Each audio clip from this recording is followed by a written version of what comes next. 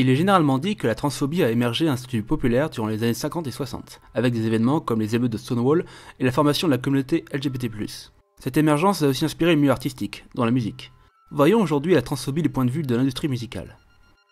Et avant qu'on parle de musique, sachez que le premier cas de transphobie systémique aurait eu lieu en 1863, une année où la ville de San Francisco a passé une loi qui criminalise l'apparence d'une personne si son habillage ne correspondait pas à son sexe. C'est bien connu, il faut souvent qu'une minorité se fasse connaître avant de subir de l'oppression. Christine Jorgensen est la première femme transgenre à avoir une opération de racinement de sexe en 1951, et elle deviendra un sujet d'actualité internationale, en plus d'attirer la curiosité des cisgenres. La plus vieille chanson parlant de transidentité que j'ai pu trouver serait sortie à la fin des années 40, He Should Have Been a WAC, par Nan Blackstone. WAC est un terme qui désigne les femmes dans l'armée. Il n'y a quasiment aucune information sur cette chanson rare à écouter, mais Nan Blackstone était connue pour parler de thèmes LGBT avec humour. D'autres vieilles chansons sur le thème de la transidentité que j'ai pu trouver sont sorties dans le milieu des années 50. La première est Let Me Tell You About My Operation par Ray Bourbon. Ray Bourbon était le personnage féminin de Al Waddell, une artiste de New York qui s'est spécialisée dans le cabaret. Il est difficile de savoir si Waddell s'identifiait au personnage de Ray dans un but de transidentité ou si c'était seulement dans un but comique, car peu d'infos sont trouvables sur sa vie. Néanmoins, à la fin des années 50, l'annonce d'un changement de sexe au Mexique fit sensation. Ray avec un Y devient Ray avec un E, et elle sort un album sobrement intitulé Let Me Tell You About My Operation. La chanson titre parle de transition sous un angle visiblement positif, et que Ray est devenue la femme qu'elle voulait devenir. Cependant, cette annonce était vue comme un canular, laissant penser que l'artiste voulait regagner du succès. Bourbon se place sur un spectre où on ne saurait dire si ses performances en tant que femme étaient comiques ou pas, et si cette chanson aurait pu être une inspiration pour des personnes trans. On sait néanmoins que Bourbon a plusieurs fois été arrêté pour avoir joué en tant que femme sur scène, un acte qui était interdit à New York. La seconde chanson est Is She or Is She Ain't, par l'artiste de Calypso, The Charmer, qui n'a pas de date précise mais aurait été enregistrée dans les années 50. On va être clair, cette chanson est transphobe. Elle parle d'un homme qui se demande si une certaine femme est vraiment une femme, il mentionne la chirurgie qui a transformé lui en elle pendant qu'elle était au Danemark, et à la fin de la chanson, il dit qu'elle n'est pas une femme. D'ailleurs, la chanson fait référence à Christine Jorgensen, parlant aussi de son voyage au Danemark où elle a fait son opération.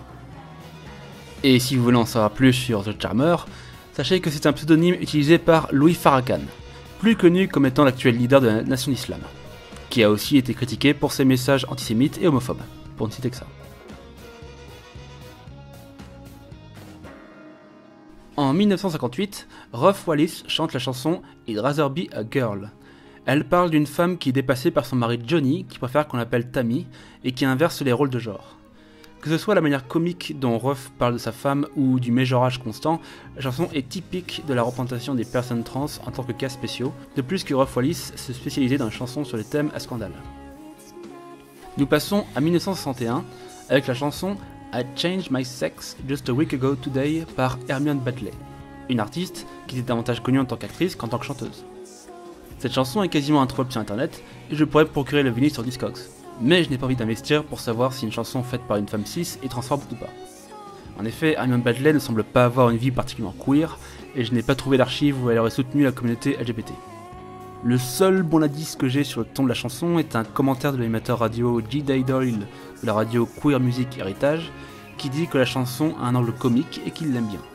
Sachant que le travail de Doyle implique aussi de l'inclusivité trans, c'est toujours mieux que rien. Durant le milieu des années 60, quelques groupes populaires parlent du genre dans leurs chansons. La chanson I'm a Boy par The Who parle d'un couple qui voulait 4 filles et qui a finalement 3 filles et un garçon. Ce garçon est éduqué en tant que fille, mais il souhaite qu'on le traite en tant que garçon. Un autre groupe célèbre serait les Beatles, mais il est plus question d'écriture hasardeuse que de représentation voulue. C'est pourquoi nous avons Obladi Oblada, qui parle d'un homme appelé Desmond qui se met de maquillage afin de devenir chanteuse sur scène, Polyphine Pam, qui parle d'une belle femme qui ressemble à un homme, et Get Back, qui parle de Loretta Martin, qui pensait être une femme, mais qui était en fait un autre homme. Toujours dans les années 60, nous trouvons des chansons transphobes telles que She Is a Man par le groupe Tadges, le genre de chanson qui met en scène une personne trans en tant que mystère pour les personnes cis. Au début des années 70, le groupe The Kings sort un de leurs singles les plus connus, Lola. Cette chanson est généralement considérée comme la première à parler d'une personne trans de manière positive. Elle raconte l'histoire d'un homme qui passe une soirée à un club de Soho et qui rencontre Lola. L'homme est confus par la manière dont Lola bouge comme une femme et parle comme un homme, mais au final, l'homme décide de passer le reste de la soirée avec Lola. La chanson est certes positive dans la manière dont l'homme accepte de coucher avec Lola, sans se soucier de sa transidentité, mais il y a quand même certaines maladresses, surtout à la fin du dernier couplet. Et en parlant de chansons maladroites qui ont de bonne intention, nous avons en 1972 Walk on the Wild Side par notre cher Lou Reed. J'ai déjà expliqué dans le précédent Music Queer que cette chanson parlait de l'entourage de Lou Reed à l'époque où il était au sein de la Factory d'Andy Warhol. Cette chanson parle aussi de deux actrices transgenres, Hollywood Lone et Candy Darling. La transidentité de Candy n'est pas mentionnée, mais Lou Reed parle de Holly comme une femme qui a fait son chemin à Los Angeles, qui se pince ses sourcils et que lorsqu'elle se rase la jambe, il devient elle.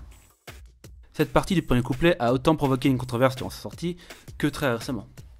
Mais Holly, la personne concernée, n'était pas dérangée par ce passage, et se réjouissait d'être immortalisée dans la chanson de Reed.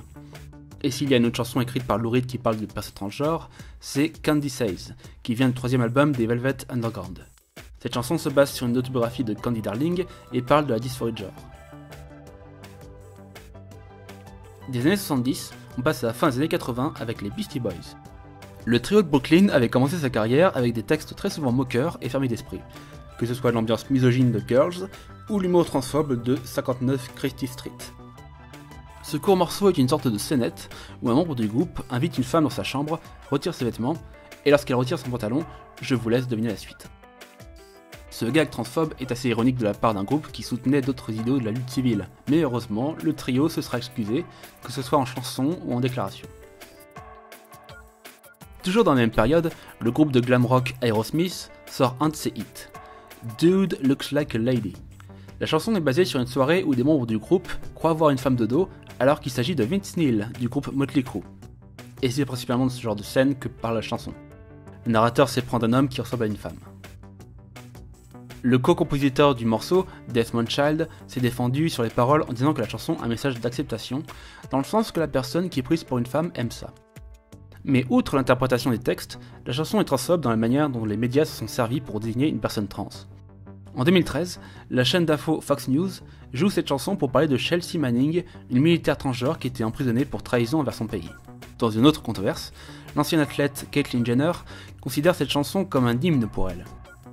Toujours est-il que Dude Looks Like a Lady reste une chanson fréquemment jouée dans les concerts d'Aerosmith. Pour ce qui est d'après les années 80, les chansons transphobes apparaissent à chaque fois que la communauté LGBT se fait remarquer. En France, nous avons le tube Tourne-toi Benoît, du chanteur Benoît, et une parodie de la chanson Gitano de Kenny Girac, où le comédien Florent Père chante Travelo, tout en ayant l'apparence de la drag queen Conchita Wurst. Et je profite de ce moment pour vous dire que contrairement à ce qui est dit dans les médias, Conchita Wurst n'est pas transgenre. Elle est simplement un personnage de performance drag queen créé par Thomas Neuwirth. Pour vous faciliter les choses, considérez Conchita Wurst comme étant l'alter ego de Thomas Neuwirth. Bien entendu, il y a aussi l'émergence d'Internet et de YouTube. S'il y a toujours des youtubeurs qui se plaignent de tout ce qui n'est pas cisgenre, je suis content de voir moins rarement des chansons similaires à Bitch Got a Penis. Ainsi se termine cette vidéo regroupant les chansons transphobes à travers un demi-siècle de musique. Et au cas où ça aurait rabaissé votre morale, soyez rassurés, la prochaine vidéo parlera d'homophobie. Au revoir.